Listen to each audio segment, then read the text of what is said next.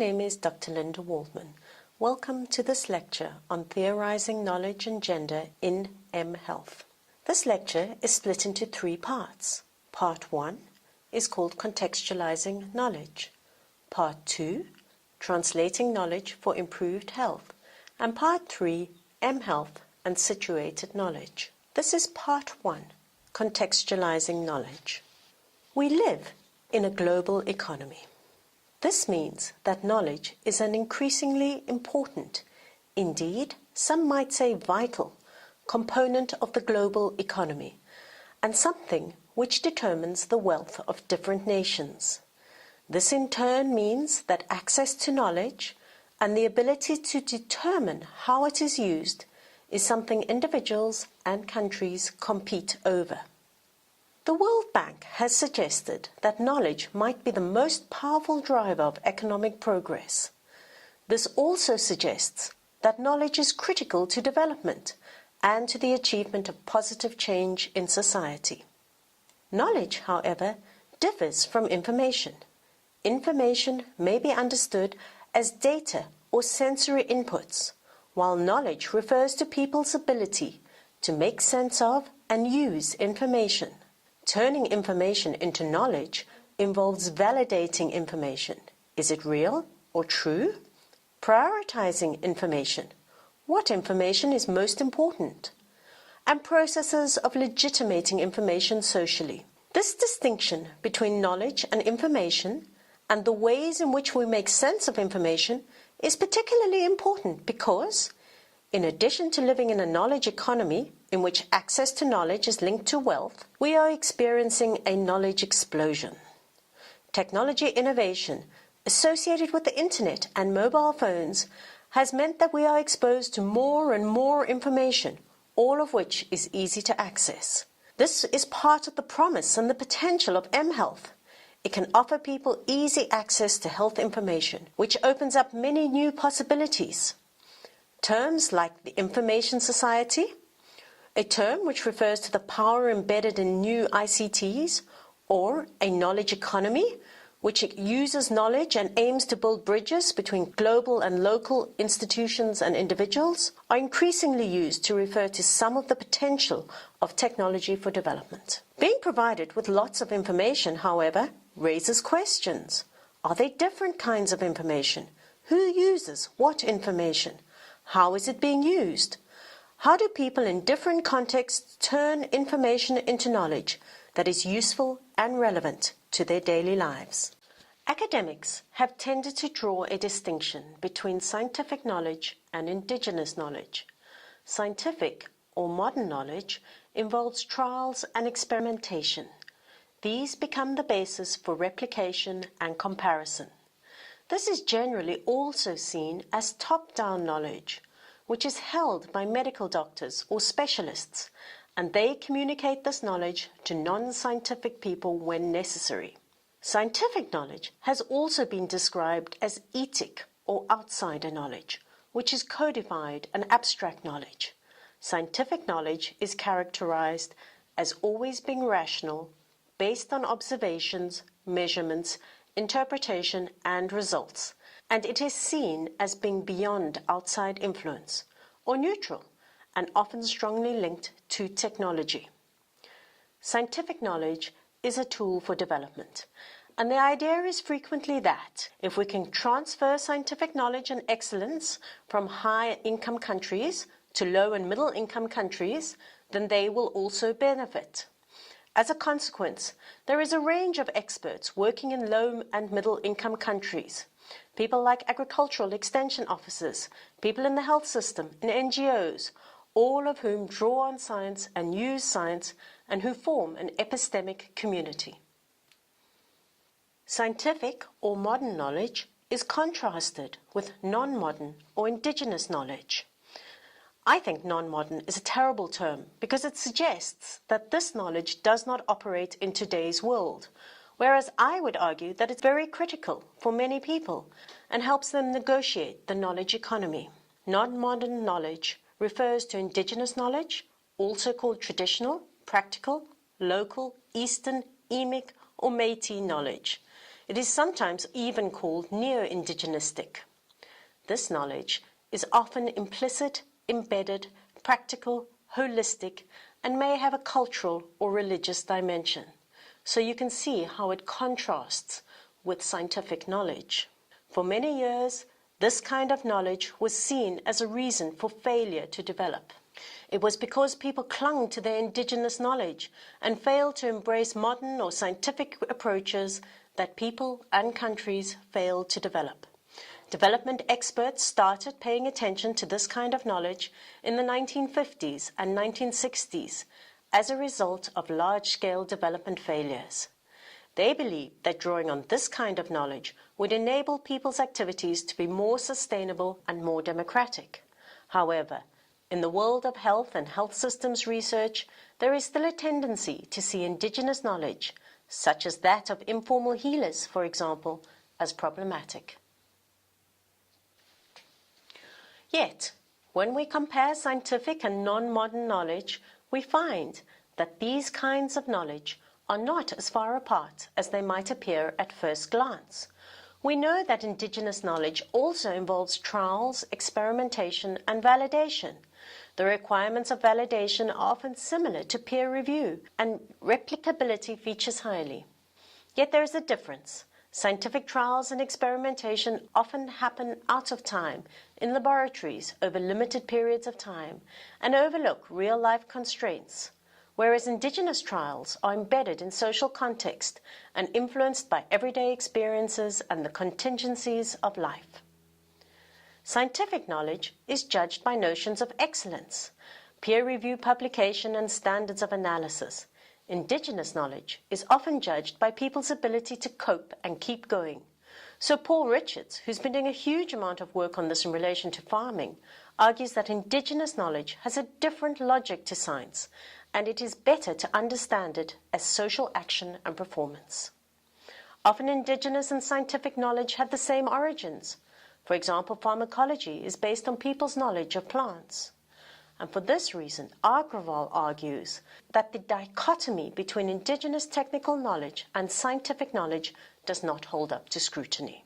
Actually, he says, it is impossible to classify knowledge into either Western or indigenous knowledge because this varies across time and space, because scientific knowledge is itself cultural, and because this distinction does not recognize issues of power in relation to knowledge. Taylor and Standing make a similar argument, suggesting that there is an increasingly complex interrelationship between local and global knowledge. These include clashes around rights to knowledge, such as debates about indigenous knowledge rights versus those of multinational pharmaceuticals. Although we now recognize that this division doesn't hold up very well, and both non-modern or indigenous knowledge and scientific knowledge have formed the basis of many different and complex scientific issues, science is still a critical tool for solving health and other development challenges. How, then, is science related to policy? The conventional understanding is that first, the problem is examined using science to reach an objective view of what the issues are. Then possible options are explored.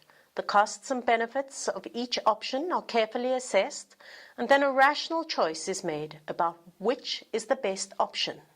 The best option is then implemented into policy, and, after it's been tried for a while, the outcome is evaluated. The assumption here is that science feeds into policy in a linear way and helps to make informed decisions about development and how to address poverty.